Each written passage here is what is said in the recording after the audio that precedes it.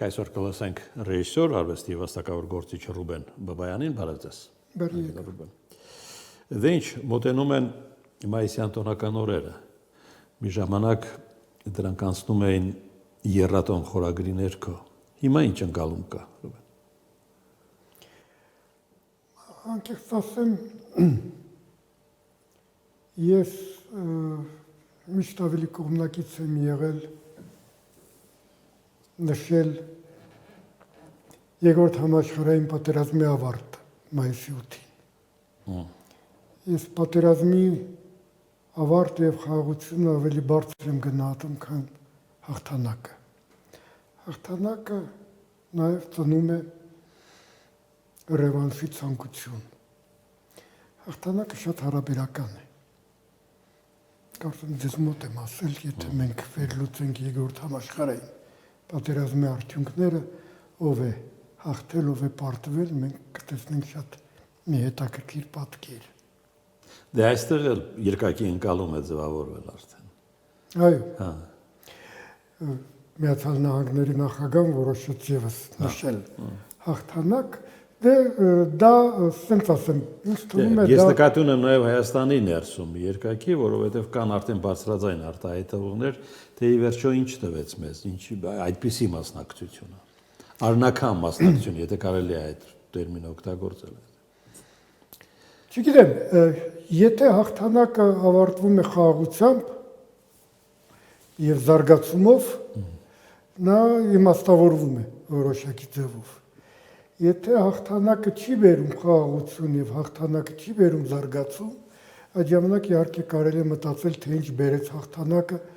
բացի զոհերից։ Ընդ որում շատերը գիտեն, որ նույն սովետական միությունում մայիսին սկսեց նշվել հաղթանակից 20 տարի հետո 65 թվականին, մինչև այդ չէր նշվում։ Մինչև այդ ընդհանրապես այդքան էլ չէին սիրում հիշել պատերազմի մասին, որտեղ սովետական միության եւ զոհերի քանակը եւ ավերածությունների եւ ամեն ինչի, այսպես ասած, հպարտանալու շատ տեղ չէր տալիս։ Բայց կյանքը եւ պատմությունը այնպիսին է, ինչքան հեռու ողբերգությունից, այդքան ավելի վարդագույն է երևում պատերազմը։ Պատերազմը հանցագործություն է եւ հանցագործության մեջ հաղթանակ տոնելը կարծում եմ սխալ է։ Այդ պատերազմի ավարտը դա հաղթանակ է։ Դե հիմա Ադրբեջանը հենց այդ դրության մեջ է հաղթանակի դափնիների, բայց չի ձգտում խաղաղության։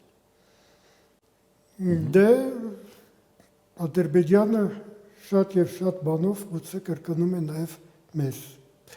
Մենք ինքներս հաճախակի մոռանում ենք սեփական պատմությունը։ Ես կհիշացնեմ մի բան, որի մասին դուք ինքներդ երևի լավ հիշում եք, թե ինչպես էր ընկալվում հասարակության մեջ, ասենք թե գրաված տարածքներ հասկացողությունը։ Միայն դատագրված, նույնիսկ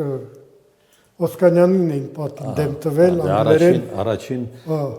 փորձարկում Օսկանյանը։ Այո, occupated հասած, նույնիսկ օրինակներ էր բերում ինքնաթիռների զուգարանի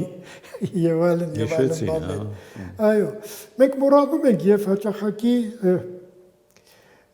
ամբողջ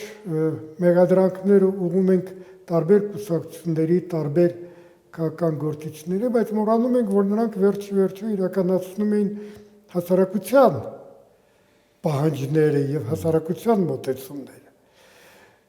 Եվ ամեն մի խոսք նրա մասին, որ պետք է ավարտել, ինչ որ զիջումների գնալ, ընկալվում էր որպես դավաճանություն։ Դες էլ հիշենք։ Ես կարծում եմ, որ սթափ բաց աչքերով նայել սեփական անցյալին միայն օգուտ է տալիս։ Այո, հիմա այդ վիճակում է Ադրբեջանը, այդ էйֆորիայի վիճակում եւ սթափ ադրբեջանցիները միջալոց շատ մտահոգված են դրանով։ Իրենք այդպես էլ ասում են, մենք կրկնում ենք որոշակի բաներ եւ շատ ենք վախենում, որտեվ աշխարհը շատ արագ է փոխվում, ոչ ոք չգիտի վաղը թե ինչ դասավորություն է լինելու, եւ եթե դու հաղթանակը չես օգտագործում խաղաղություն հաստատելու համար, այլ նվաստացնելու ինչ որ նոր ձեռքբերումներ ձեռք բերելու համար, շատ հավանական է, որ ամեն ինչը կարող է բումերանգի պես անդրադառնալ նաեւ քեզ։ Այսինքն մեծ հաշվով խաղաղության օրակարգ կա Բաքվի եւ Երևանի միջև։ Թե դա ինչ որ մի բանի իմիտացիա է, որի տակ մենք ստիպված ինչ որ մտքեր ենք ձևակերպում։ Դե այն որ մենք իրականում ուզում ենք խաղաղություն, դա կարծում եմ պարզ է եւ պարզ է կարծում եմ, որտեղ մենք հասկանում ենք մի բան, որ պատերազմը եւ խաղաղության բացակայությունը, այսպես ասենք, թույլատնում է Հայաստանը։ Իսկ թույլ Հայաստանի հետ կարելի է անել ամեն ինչ։ Դա հոյակապ հասկանում է եւ Ադրբեջանը։ Կարելի է չպատերազմել Հայաստանի հետ, բայց կարելի է Հայաստանին թույլատնել։ Թույլ չտալ, որ Հայաստանը զարգանա։ Իսկ թույլ Հայաստանի հետ կարելի է անել ամեն ինչ։ Սա միանշանակ է։ Պատմությունը բերում է բազմաթիվ օրինակներ, երբ նույնիսկ շատ հզոր երկրներ գնում էին մեծ դիտումների միայն թե հաստատվի խաղաղություն եւ իրենք կարողանան քիչ թե շատ զարգանալ։ Եվ սովետական Ռուսաստանի, հիշեք, Բրեստ-Լիտովյան, դայնագիրը, եւ այն ինչ որ կատարվեց Գերմանիայի հետ, եւ մեր պատմությունից, երբ առաջին հանրապետության ղեկավարությունը պատրաստ էր ամեն ինչի, նույնիսկ 10,000 քառակուսի կիլոմետրի միայն թե լինի խաղաղություն։ Այս սորվա դիրքերից է հեշտ դա քննադատել, բայց իրականում ես կարծում եմ, որ վիճակը շատ ողբերգական էր եւ իրենք ստապ էին գնահատում, թե ինչ է նշանակում Հայաստանի համար չունենալ խաղաղության պայմանագիր։ Ճիշտ եք ասում։ Դրանից հետո էլ արդեն մեր շրջանում Հայաստանի բոլոր ղեկավարները փորձում էին կարգավորել հարաբերությունները հարևանների հետ։ Բայց այդքան սուրճ չէր ընկալվում։ Հիմա դավաճան տերմինը դարել է ամենօրյա օգտագործման, այսպես ասած, բառամթերք։ Ես կարծում եմ ոչ միայն հիմա, եթե մենք նայենք թե ինչպես է ներկայացվում մեր պատմությունը, մենք կտեսնենք, որ այնտեղ կան հերոսներ ու դավաճաններ։ Չէ, ես նկատի ունեմ հենց այդ հանգրվանը, ինչու նրանց կարելի էր կարգավորել հարաբերությունները, ասենք Թուրքիայի հետ, կամ ձգտել Ադրբեջանի հետ ինչ որ մի բան ստանալ։ Հիմա երբ որ գործողն է անում, ընկալվում է դավաճանական երանգով, որ պարկում են Թուրքիայի տակ, պարկում են ադրբեջանական պահանջների տակ։ Ես կարծում եմ սա կա օբյեկտիվ ճշմարտություն։ Չէ, չկա։ Ավելի շատ կա օբյեկտիվ ճշմարտություն, որ սա քաղաքական պայքար է։ Կարծում եմ յուրաքանչյուր իշխանություն, որը անկախ նրանից թե ինչպես է գալիս իշխանության, կրում է որոշակի պատասխանատվություն։ Եվ դրանով է բացատրվում բոլոր նախկին երկրի ղեկավարների ցանկությունը եւ կարգավորել հարաբերություններ առաջին հերթին Թուրքիայի հետ, որտեղ հասկանում են, որ չկարգավորված հարաբերությունները բերում են նրան, որ Հայաստանը պարզապես խեղդվում է, չի կարող զարգանալ։ Նայեք, իրենց էությունով շատ տարբեր աշխարհայացքների տեր մարդիկ էին, մեր բոլոր ղեկավարները, բայց այդ մի հարցում իրենք իհարկե համակարծիք էին իրար հետ։ Բայց կար նաև ուրիշ շատ վտանգավոր տենդենս եւ կարծում եմ, եթե անկեղծ լինեն,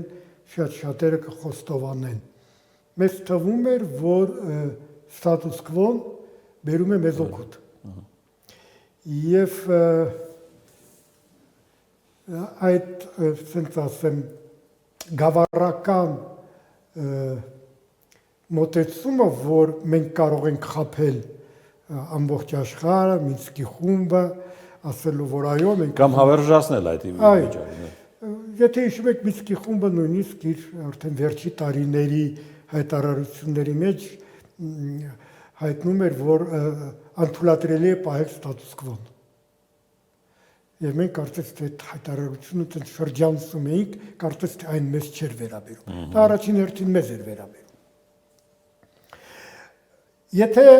մենք պատկերացնենք, որ վաղ գալիս է իշխանության ամենառադիկալ կուսակցությունը կամ քաղաքական ուժը, հավատացեք, հաստատ համոզված եմ, որ նա փորձելու է էլի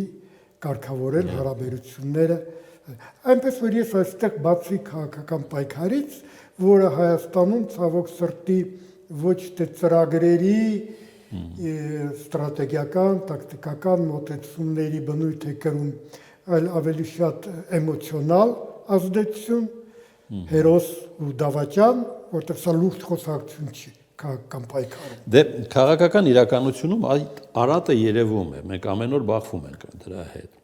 Ինչ է փոխանցվում մշակութային իրականություն։ Կամ որ ազդեցությունն է գնում մշակութային հատված։ Դժվարանում եմ ասել։ Ես ավելի կողմնակից եմ, որ մշակույթից գնա որոշակի ազդեցություն։ Ուր էր թե։ Բայց դրա համար կարծում եմ մշակույթ կրողները, կամ ամենայն դեպս նման հավակնություններ ունեցողները պետք է ունենան խիզախություն դուրս գալ մեծամասնության դեմ։ Առաջին պլան բերել իրենց հումանիստական մոտեցումները։ Ընդդեմ պոպուլիզմի։ Ընդդեմ պոպուլիզմի, այո։ Շատ հաճախակի միգուցե ենթարկվելով նաև որոշակի քարկոծումների,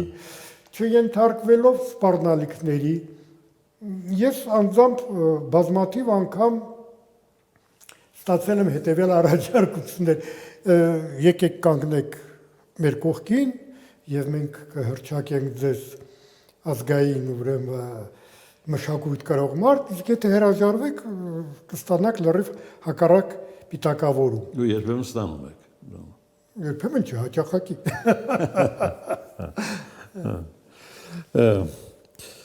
Վահան Արծրունին երաժիշտ ասում է, մենք չունենք մտավորականություն որպես խավ։ Եվ դա լավ է։ Լավ է։ Իհարկե լավ է։ Մտավորականություն որպես խավ, դա կարծում եմ ավելի շատ սովետական բնորոշում է, ինչպես բանվոր դասակարգ։ Իսկ եթե լիներ մի բան կկրեր իր ուսերին այդ խավը, չէ՞։ Չգիտեմ, ես միշտ դեմ եմ մտավորականություն բառին, ես կարծում եմ, որ մտավորականը եզակի է, հոգնակի թիվ չի լինում։ Նա հետաքրքիր է հենց նրանով, որ նա յուրահատուկ է, էքսկլյուզիվ է։ Մեզ չպետք է հետաքրքրի մտավորականության կարծիքը, որտեղ եթե կա ընդհանուր մտավորականության կարծիք, նա արհեստացին է։ Այ կա յուրաքանչյուր մտավորականի, եթե իսկապես մտավորական է, առանձին կարծիք։ Լսեք, անպայման չի, որ դուք համաձայնվեք, անպայման չի, որ այդ կարծիքը ճիշտ լինի, որտեղ իսկական մտավորականը միշտ կասկածում է իր ասածների մեջ, կարծիքը փոխվում է հաճախակի։ Կարևորը չփոխվեն սկզբունքները։ Ես մի անգամ համեմատել եմ կարծիքը տերևների պես է, սկզբունքը արմատների։ Կարծիքը պետք է փոխվի, եթե չի փոխվում, դու չունես զարգացում, բայց սկզբունքները պետք է մնան նույնը, եթե ունես իհարկե։ Տիգրան Մանսուրյանի հետ պատահածը ինչ կոնտեքստում դիտարկել։ Գիտեք, փորձեմ ասել, իմ համար, անձամբ իմ համար, բացարձակապես չեմ ուզում տարածեմ որևէ մեկի վրա, բացարձակապես կապ չունի գաղափարական տարաձայնությունը։ Իմ համար մեծ նշանակություն ունի, ասենք ասեմ, գեղագիտական էությունը։ Եթե տարբեր քաղաքական ուղղություններ ունեցող շարժումներ կամ գաղափարական տարաձայնություններ ունեցող շարժումներ, մարդիկ, կուսակցություններ, ինչ ուզում եք ասեք, օգտագործում են նույն բառապաշարը եւ նույն գործիքակազմը, իրենք իմ համար գտնվում են նույն դաշտում։ Եվ այդ տգեղ անկյորնի երևույթը ոչ թե կարծիք հարցնել, որը իհարկե շատ լավ է, չնայած կարծում եմ ընդհանրապես պետք է մտածել, թե արդյոք կարելի է թույլ տալ ապրիլի 24-ին հենց այդտեղ հարցազրույց վերցնել։ Իմ համար այդ ագրեսիվ մոտեցում անկախ նրանից, որ թևն են ներկայացնում, միանշանակ անընդունելի է։ Առավել ևս, որ հասկանում ես, որ իրականում կարծիքը հետաքրքիր չի։ Հարցը այնպես է ուրեմն ձևավորված, որ իր մեջ արդեն կրում է մեղադրանք եւ պարտադրողաբար այդ մեղադրանքի հետ համաձայնվելու սպասելիք։ Սա անթույլատրելի է։ Գիտեք, Բայց եթե սկանդալ է պետք, ուրեմն թույլատրելի է, ինչու՞ չէ։ Եթե սկանդալ է պետք։ Դրա համար ես կարծում եմ երևի թե պետք է մտածել, որպեսզի Ծիծեռնակաբերդի, Եղեռնի, Զոհերի հուշարձանի մոտ արգելվի։ Հարցազրույց վերցնել։ Իջեք ներքև, այնտեղ Հրազդան ստադիոնի մոտ կանգնեք եւ ով կուզենա ձեզ հարցազրույց կտա։ Ցավոք սրտի վերջի տարիներին մենք քաղաքականացնում ենք